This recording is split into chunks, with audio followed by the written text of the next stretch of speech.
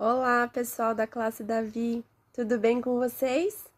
Como passaram essa semana? Como estão aí em casa? A gente continua morrendo de saudade de vocês, viu? Esperamos que todos vocês estejam bem.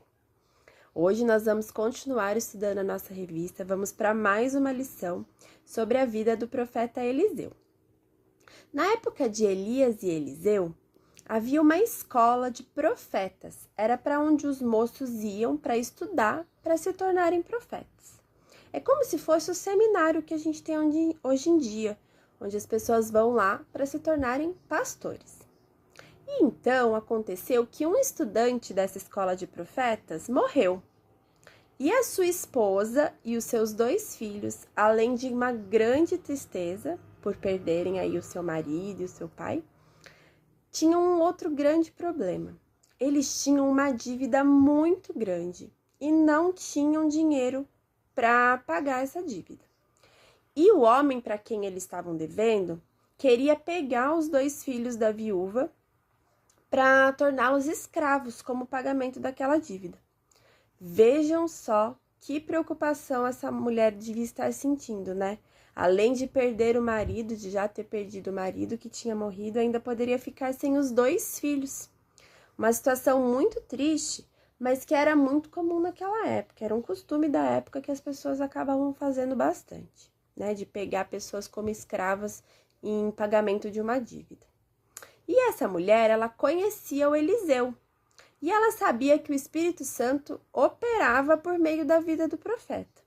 E aí então ela foi até ele e disse assim: "O meu marido morreu. Como o senhor sabe, ele era um homem que temia a Deus, o Senhor.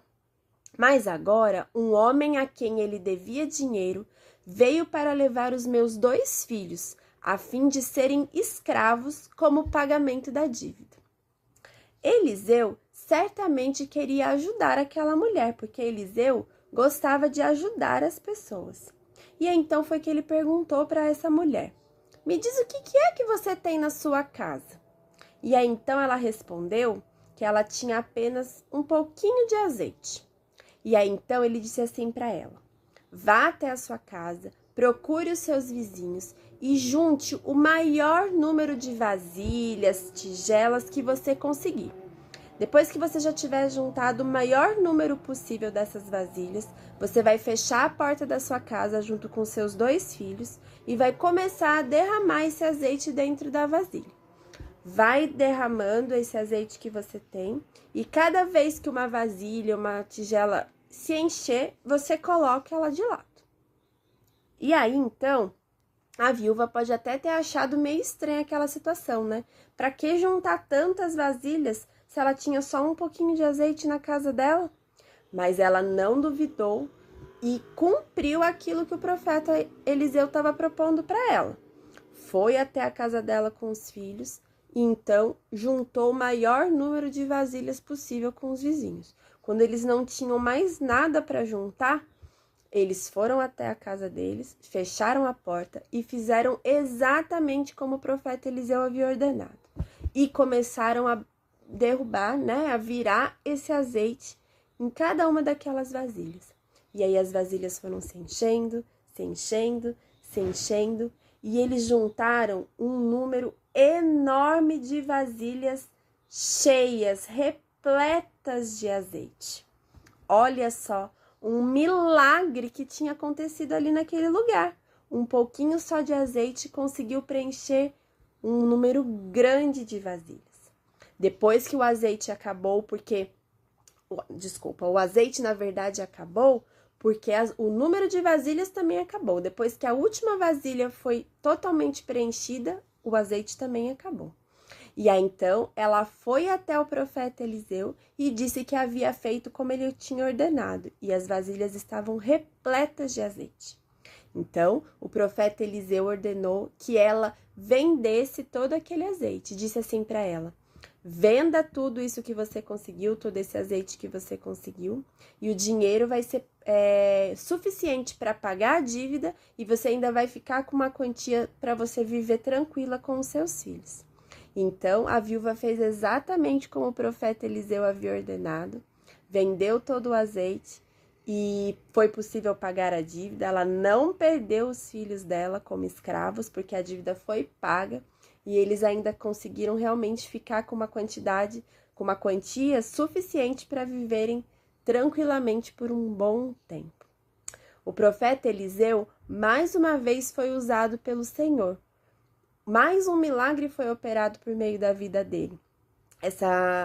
Esse aumento da quantidade de azeite na vida daquela viúva e dos filhos dela foi mais uma prova do cuidado de Deus, porque Deus nunca nos deixa sós e Ele está cuidando de todas as situações. E é assim com a gente também. Deus cuida de nós em todos os momentos e Ele é poderoso para fazer tudo o que a gente precisar.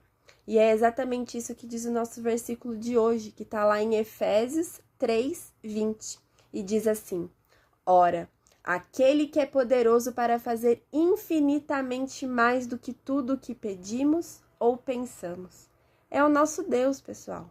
O nosso Deus que é capaz de fazer tudo, infinitamente mais do que a gente precisa. Ele é poderoso, ele tem poder para operar milagres e para cuidar da gente em todos os momentos, dando exatamente aquilo que a gente precisa em cada situação.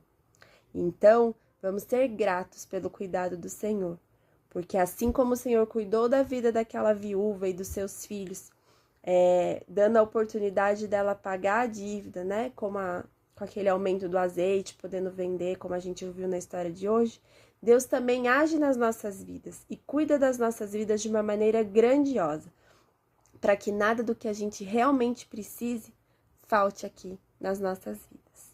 Vamos orar ao Senhor, então, agradecendo pelo cuidado dele? Senhor Deus, nós te agradecemos por mais esse dia e te agradecemos também por mais essa lição, onde pudemos aprender um pouco mais da tua palavra. E nós te agradecemos, Senhor, porque podemos vivenciar todos os dias, em cada momento, o teu cuidado com as nossas vidas.